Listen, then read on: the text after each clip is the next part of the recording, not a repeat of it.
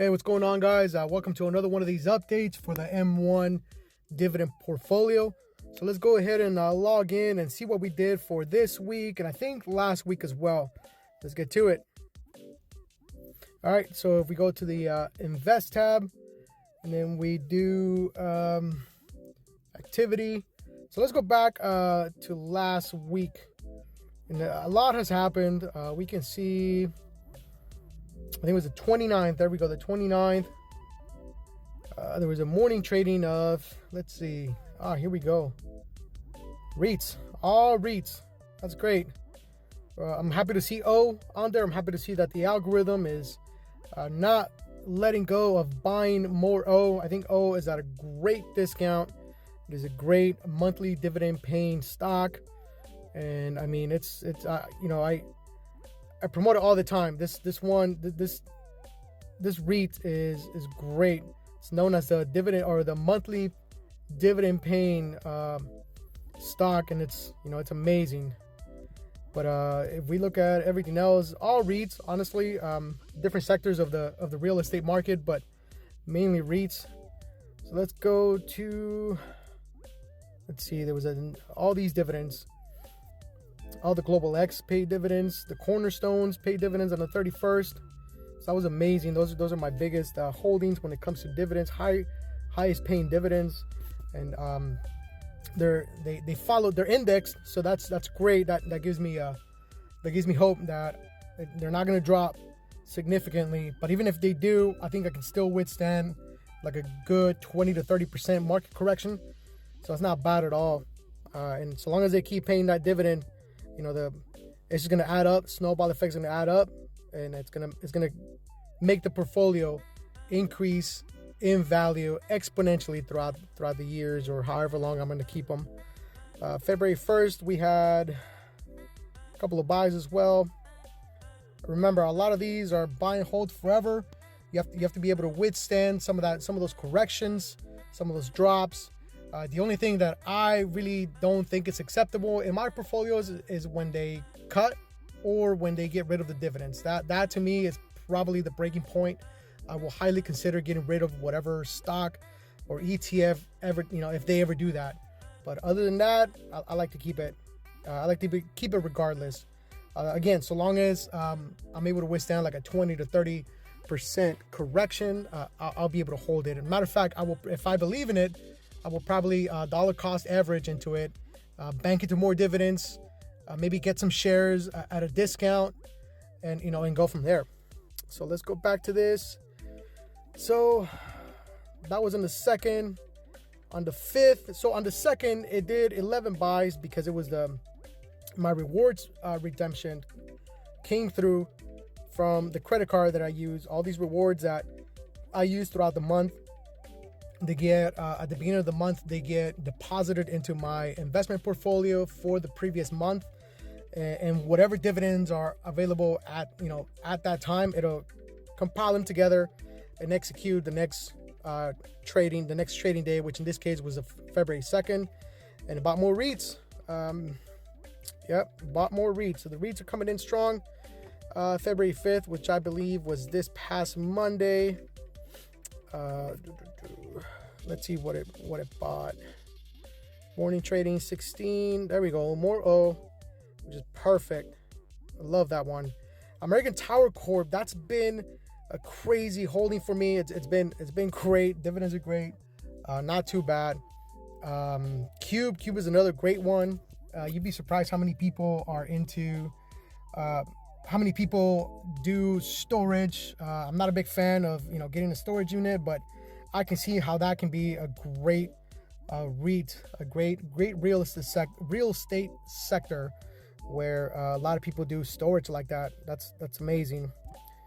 And that is it. More dividends that came in this week, and we're trusting the algorithm. See where it goes. Overall, the cover call pie is the one that's doing the best. That one has great dividends coming in. That's where the cornerstones are at. One of my favorite ones is USOI as well. It's a great high dividend cover called ETF. Let's look at the performance of this pie. I mean, we have 10 holdings. The expense ratio is a little higher than what I usually go for, 0.60, but makes up for that dividend yield, 17.96 on 10 holdings alone. So if we look at this pie right here, I've put in about a little bit over $5,000 on it, but market conditions have brought it down to 114. But with those dividends that I've earned throughout the life of this pie, puts it at 502.49. So if you subtract the market gain from the dividends, I'm up 388. So that's the beauty of dividends. And my worst performing pie would be the REITs. As you know, that's no surprise. But nonetheless, this one is down. I've put in about 5,490. The dividends are not enough to cover the losses. Losses for this pie are at 650 with 64 cents. So if you subtract that from the dividends, it puts me at a negative 229.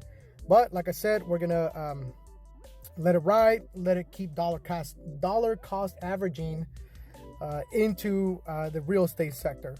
Here we have 25 holdings, no expenses on it due to the nature of REITs. And I'm talking about the expense ratio, but this dividend yield puts me at 7.86, which is amazing. Anything above a 3 to 4% tends to be a little risky, but with REITs, with this being a REITs pie, I'm not too concerned about the risk. And if we take a look at it, I think 10% is the most that any of my holdings will have, which you can see is Hercules Capital and O. Every other holding in this pie has a lot less. I'm not looking to redo any of these percentages anytime soon. I might bring up American Tower Corp just a little bit, but I'm gonna have to really look into it, see where else I'm gonna take away from that. All right, so let's take a look at how the M1 Dividend Portfolio is doing here on this little tracker we got. So we're up to a daily income of $4.15. On the weekly, that's shy of 30. Actually, that's $29.12.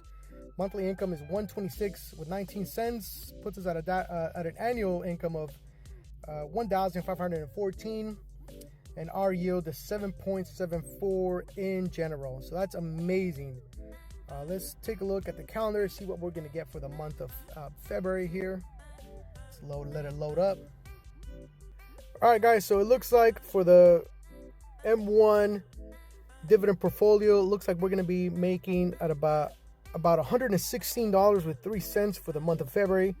Makes sense. The next month, which is March, tends to be high. There's a lot of stocks that do quarterly dividends. The first month of the year that they usually pay comes down to be March.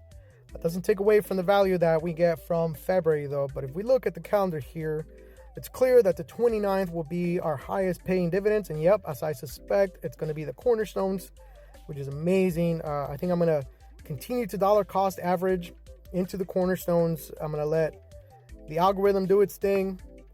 But it looks like the market is doing good. It was good for me the last 2 days. Throughout the week, I think we only had one red day, which I believe was maybe Tuesday or something like that. But nonetheless, we're dollar cost averaging every time we get, every chance we get. So there you have it. That was the update for the last, I think, 2 weeks. If you have any comments, questions, concerns, complaints, whatever, feel free to reach out to me, DM me, comments on social media, whatever. Reach out to me. I'll be more than willing to help you out, point you in the right direction, or give you my 2 cents, if that's what you need.